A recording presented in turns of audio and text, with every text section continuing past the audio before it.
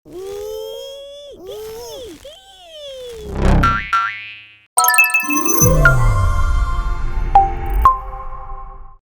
చెప్పిన మంచి.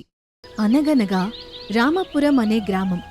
పచ్చని పొలాలు, పాడి పశువులతో ఎంతో అందంగా ఉంటుంది. అక్కడ నివసించే ప్రజలు నిత్యం రాముల వారిని పూజిస్తారు. అలానే గ్రామంలో ఉండే ప్రజలు భేదభావాలు లేకుండా కలిసిమెలిసి జీవిస్తారు. ఊర్లో ఒకరికి కష్టమొచ్చినా ఊరంతా కలిసి వారికి అండగా నిలుస్తారు. అదే విధంగా ఆ ఊరికి హనుమంతరావు అనే ఒక వ్యక్తి గత 10 ఏళ్ల నుండి సర్పంచ్ గా ఉంటున్నారు. ఈసారి మళ్లీ ఎన్నికలు రాబోతుండటంతో ప్రజలంతా ఒక దగ్గర సమావేశమై మాట్లాడుకుంటారు. అందరికీ తెలిసే ఉంటుంది, ఈసారి మళ్ళీ ఎన్నికలు రాబోతున్నాయి.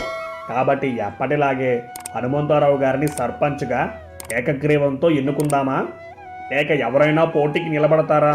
ఊరి పెద్ద అన్న మాటకు ఒక ముసలి తాత మధ్యలో కలగజేసుకుని, హనుమంతరావు గారు సర్పంచ్గా ఎన్నో మంచి పనులు చేశారు కాబట్టి ఆయనకు పోటీగా ఎవరూ నిలబడరయ్యా. పెద్దయ్య సరిగ్గా చెప్పారు, మాకు ఆయనే సర్పంచ్గా కావాలి. అక్కడున్న ప్రజలందరూ ఒకే మాట మీద నిలబడి మళ్లీ హనుమంతరావుని సర్పంచ్గా ఎన్నుకుంటారు. దానికి హనుమంతరావు సంతోషపడి, నా మీద మీరు పెట్టుకున్న నమ్మకానికి చాలా సంతోషం. ఈ శుభ సందర్భంలో గ్రామస్తులందరికీ రేపు మన రాముల వారి ఆవరణలో భోజనాలు సిద్ధం చేస్తున్నా. సర్పంచ్ గారు చెప్పింది విన్నారు కదా, రేపు అందరూ పూజా సమయానికి గుడి వద్దకు వచ్చేయండి. అనుకున్న విధంగా మరుసటి రోజు ఉదయం ఊరి ప్రజలందరూ రాములవారి గుడికి చేరుకుంటారు. ఒకవైపు గుడిలో పూజలు జరుగుతుంటే మరోవైపు గ్రామస్తుల కోసం వంటలు సిద్ధం చేస్తూ ఉంటారు. అలా మధ్యాహ్నకాల సమయానికి ప్రజలు భోజనం చేయడానికి సిద్ధపడతారు. అదే సమయంలో కొద్ది దూరం నుండి ఒక వ్యక్తి దీనంగా నిలబడి భోజనాలు జరుగుతున్న వైపు చూస్తున్నాడు. అతన్ని గమనించిన పూజారి ఆ వ్యక్తి వద్దకు నడుచుకునొచ్చి, ఎవరు నాయనా నువ్వు? నిన్ను ఎప్పుడు ఈ ఊర్లో చూడలేదు.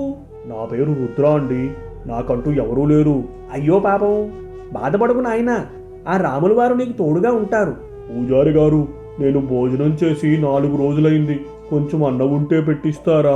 అప్పుడు పూజారి రుద్ర మీద జాలిపడి భోజనం పెట్టించడానికి తీసుకువెళ్తాడు. ఆ తర్వాత రుద్ర గ్రామస్తులతో పాటు కలిసి భోజనం చేస్తాడు. అలా కార్యక్రమం మొత్తం పూర్తయిన తర్వాత పూజారి రుద్రను తీసుకువెళ్లి సర్పంచ్ కి పరిచయం చేస్తాడు. సర్పంచ్ గారు, మీరు ఇతనికి ఏదైనా ఆసరా చూపిస్తే బాగుంటుందండి. మీరు అంతగా చెప్పాలా పూజారి గారు? ఇకపై రుద్ర మా పొలంలో పనిచేసుకుంటాడులే. సంతోషం, ఇక నేను బయలుదేరతానండి అని చెప్పి పూజారి వెళ్ళిపోతాడు. ఆ తర్వాత సర్పంచ్ మాట్లాడుతూ, చూడు రుద్ర, నువ్వు రోజంతా పొలంలో పని చేసుకుంటూ అక్కడున్న ఇంట్లో ఉండొచ్చు, సరేనా? అలాగే అయ్యా, మీ సాయం ఎప్పటికీ మర్చిపోలేను. ఇందులో సాయం ఏముందిలే, ఒక మనిషిగా నా కర్తవ్యం నేను పాటించాను అంతే అని మాట్లాడిన తర్వాత రుద్రని తీసుకుని పొలం వద్దకు బయలుదేరతాడు. అలా వెళ్తున్న దారిలో గ్రామ ప్రజలు అన్యోన్యంగా ఉండడం రుద్ర గమనిస్తాడు. ఆ తర్వాత సర్పంచ్ పొలం చూపించి అక్కడి నుండి వెళ్లిపోతాడు. అలా రోజు మొత్తం రుద్ర పొలంలో పనిచేసుకుంటాడు. ఆ తర్వాత చీకటి పడ్డాక పొలం దగ్గరున్న ఇంట్లోకి వెళ్తాడు. సరిగ్గా మధ్యరాత్రి వేళలో రుద్ర ఎవరికో ఫోన్ చేసి మాట్లాడతాడు. నేను ఈ రోజే ఈ ఊర్లోకి అడుగు పెట్టాను. త్వరలో మన పథకం ప్రకారం గుడిలో ఉన్న బంగారు నగలు దొంగలించి వచ్చేస్తాను. నిజానికి రుద్ర ఒక దోపిడి దొంగ. ఈ విషయం తెలియని సర్పంచ్ రుద్రకు ఆశ్రయమిచ్చాడు. అలా రుద్ర వేరే ఎవరితోనో కాసేపు మాట్లాడిన తర్వాత ఇంటి నుండి గుడి వద్దకు బయలుదేరతాడు. ఆ సమయంలో ఊరంతా నిర్మానుష్యంగా ఉంటుంది. అలా గుడి దగ్గరలోకి చేరుకున్న తర్వాత రుద్ర ఆ గుడి ద్వారం వైపు చూస్తూ, త్వరలో బంగారం మొత్తం దొంగలించి నేను కోటీశ్వరుని అయిపోతా. రుద్ర వేసుకున్న పథకం అమలవ్వడం కోసం ఎదురు చూస్తూ ఉంటాడు. ఆ రోజు నుండి రుద్ర ప్రజలతో మాట్లాడుతూ దగ్గరవుతాడు. ఒకరోజు సర్పంచ్ రుద్రతో మాట్లాడుతూ, రుద్ర, ఈ డబ్బులు తీసుకెళ్లి పొలానికి కావలసిన ఎరువులు కొను. అలాగే అయ్యా, ఒకసారి ఆగు రుద్ర అని హనుమంతరావు ఇంట్లోకి వెళ్లి రుద్ర కోసం కొన్న కొత్త బట్టలు తీసుకొచ్చి ఇస్తాడు. ఆ తర్వాత రుద్ర బట్టలు తీసుకుని బయలుదేరతాడు. అలా కొద్ది దూరం వెళ్లిన తర్వాత రుద్ర ఆ కొత్త బట్టలు పడేస్తాడు. ఈ సర్పంచ్ నా గురించి తెలియక నన్ను పనిలో పెట్టుకున్నాడు. త్వరలో నేనేంటో చూపిస్తా అని అనుకుంటూ ముందుకు నడుస్తున్న సమయంలో అనుకోకుండా సర్పంచ్ ఎరువుల కోసం ఇచ్చిన డబ్బులు పడిపోతాయి. ఆ విషయం గ్రహించని రుద్ర ముందుకు వెళ్లిపోతాడు. అదే సమయంలో అటుగా వెళ్తున్న ఒక చిన్న పాప పడిపోయిన డబ్బులు చూసి వాటిని తీసుకుని పరిగెత్తుకుంటూ రుద్ర వద్దకు వస్తుంది. అంకుల్, మీ డబ్బులు పడిపోయాయి, ఇవికోండి. ఇంత డబ్బు నీకు దొరికితే తీసుకోవాలి అనిపించలేదా? ఇతరుల డబ్బు ఆశించడం తప్పు కదా అంకుల్ అని నీకెవరు చెప్పారు? అప్పుడు అటుగా వెళ్తున్న ఊరి పెద్ద ఆగి, ఈ ఊరే అందరికీ మంచి నేర్పుతుంది రుద్ర. అయ్యా మీరా? ఈ ఊరికి ఒక నియమం రుద్ర, మేము ఒకరికి చెడు కోరుకోము, పరుల సొత్తు ఆశించం. ఆ మాటలన్నీ వింటున్న రుద్ర తన మనసులో, ఆ నియమాలు నా ముందు పనికిరావులే. సరే రుద్ర, ఆరోగ్యాన్ని జాగ్రత్తగా చూసుకుంటూ పని చక్కగా చేసుకో అని ఊరి పెద్ద అక్కడి నుంచి వెళ్లిపోతాడు. అదే రోజు రాత్రి సర్పంచ్ ఇచ్చిన డబ్బులతో రుద్ర సారా తాగుతున్నాడు. అప్పుడు రుద్ర ఫోన్ రింగ్ అవుతుంది. ఇంకెన్ని రోజులు పడుతుంది రుద్ర? వీలైనంత త్వరగా పని ముగించుకొని రా. మీరేం తొందరపడకండి. రాబోయే 4 రోజుల్లో అమావాస్య వస్తుంది. ఆ రోజు రాత్రికి పని పూర్తి చేస్తా. అక్కడ ఎవ్వరికీ అనుమానం లేదు కదా. ఇక్కడ నన్ను అందరూ గుడ్డిగా నమ్ముతున్నారు.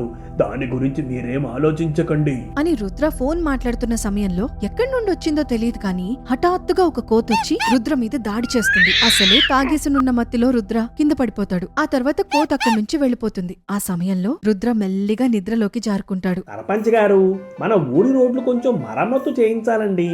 అవును సర్పంచ్ గారు, మొన్న స్కూల్ గోడ ఒకటి పడిపోయింది, అది కూడా కట్టించాలి అని ప్రజలు తమ సమస్యల గురించి సర్పంచ్ తో మాట్లాడుతున్నారు. అప్పుడు రుద్ర ఎవరికంటా పడకుండా రాముల విగ్రహం వద్దకు వెళ్తాడు. ఆ సమయంలో మెరుస్తున్న నగల్ని చూసి రుద్ర ఆశ్చర్యంతో నిలబడిపోయి ఉంటాడు. కాసేపటి తర్వాత రుద్ర తిరిగి ప్రజలున్న చోటు వద్దకు వస్తాడు. మీ సమస్యలన్నీ ఒక్కొక్కటిగా తీర్చుతాను, మీరేం చింతించకండి.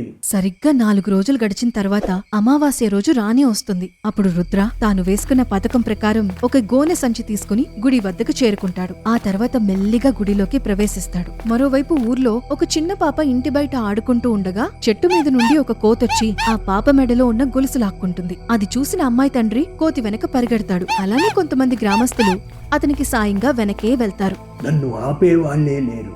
ఈ నగలు నా సొంతం అని రాముల వారి నగలు తీసుకుని సంచిలో వేసుకుంటాడు. ఆ తర్వాత వేగంగా నడుస్తూ గుడిలో నుండి బయటకొస్తాడు. సరిగ్గా అదే సమయంలో కోతిని వెంబడిస్తూ వస్తున్న గ్రామస్తులను చూసి రుద్ర కంగారు పడి అక్కడి నుంచి పారిపోతాడు. అప్పుడు రుద్రకేమైందని వారు వేగంగా పరిగెత్తుకుంటూ వెనకే వెళ్తారు. అలా కొద్ది దూరం పరిగెత్తిన రుద్ర అనుకోకుండా రాయి తగిలి ఒక గుణపానికి గుచ్చుకుంటాడు. దాంతో చేతిలో ఉన్న నగల సంచి కింద పడిపోతుంది. అదే సమయంలో ప్రజలక్కడికి చేరుకుని కింద పడి ఉన్న దేవుడి నగలు చూసి ఆశ్చర్యపోతారు. ఆ క్షణం తాను చనిపోతాననే భావన రుద్రలో కనిపిస్తుంది. కానీ ఆ సమయంలో ఊరి ప్రజలు రుద్రను హాస్పిటల్ వద్దకు తీసుకుని వెళ్తారు. రుద్ర ప్రాణాలకు ఏం ప్రమాదం లేదు కదా డాక్టర్?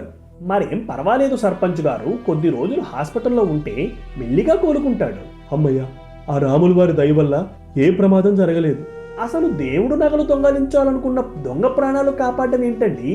చూస్తూ చూస్తూ ఒక మనిషి ప్రాణాలు పోతుంటే చూడలేం కదా డాక్టర్. ఆ మాటలన్నీ మంచం మీద పడుకున్న రుద్ర వింటాడు. ఈ జనం కావాలనుకుంటే నన్ను అక్కడే వదిలేయొచ్చు, కానీ అందరూ ఒక్కటే నా ప్రాణాలు కాపాడారు అని రుద్ర చేసిన పని తలుచుకుని సిగ్గుపడతాడు. అలా రోజులు గడుస్తూ ఉంటే రుద్రను దగ్గరుండి జాగ్రత్తగా చూసుకుంటారు. కొన్ని వారాల తర్వాత రుద్ర గాయం నుండి కోలుకుంటాడు. ఆ తర్వాత రాముల వారి గుడికి వెళ్లి దేవుణ్ణి దర్శనం చేసుకోగా పూజారి ఎటువంటి విభేదం లేకుండా హారతందిస్తాడు. ఆ సమయంలో రుద్ర బాధపడ్డం పూజారి చూసి, చూడు రుద్ర, నీ తప్పు నువ్వు తెలుసుకుని బాధపడుతున్నావు, అది మంచి విషయం. ఇకనైనా చెడుదారిని వదిలిపెట్టి సరైన మార్గంలో జీవించడానికి ప్రయత్నించు అని పూజారి కొన్ని మాటలు చెప్పిన తర్వాత రుద్ర ఊరి ప్రజల దగ్గరకు వస్తాడు. నేను ఈ ఊరికి రావడం మంచిదైంది. ఒక మనిషిగా మారి ఈ చోటు నుండి తిరిగి వెళ్తున్నాను. నన్ను మీరంతా క్షమిస్తారా? నీ తప్పు నువ్వు తెలుసుకున్నావు రుద్ర, మళ్ళీ అలాంటి మార్గాన్ని ఎంచుకోకు. ఈ డబ్బులు తీసుకొని కొత్త జీవితాన్ని మొదలుపెట్టు రుద్ర. వద్దయ్యా. పర్లేదు, తీసుకో రుద్ర. లేదయ్యా, నేను కష్టపడి డబ్బులు సంపాదించుకుంటాను. మీరంతా గర్వపడే విధంగా ఏదైనా ఒక మంచి పని చేసి మళ్ళీ ఈ ఊరికి తిరిగి వస్తాను. నీ మాటలు వింటుంటే చాలా సంతోషంగా ఉంది. నువ్వు ఎక్కడున్నా మంచిగా ఉండాలని కోరుకుంటున్నాం. మిమ్మల్ని కలిసినందుకు నాకు కూడా సంతోషంగా ఉందండి అని రుద్ర గ్రామస్తులతో కాసేపు మాట్లాడి ఆ తర్వాత ఊరు నుండి బయలుదేరతాడు. ఈ విధంగా ఒక దొంగలాగా ఊర్లో అడుగుపెట్టిన రుద్ర ఊరి ప్రజల కారణంగా ఒక మంచి మనిషిగా మార్పు చెందాడు.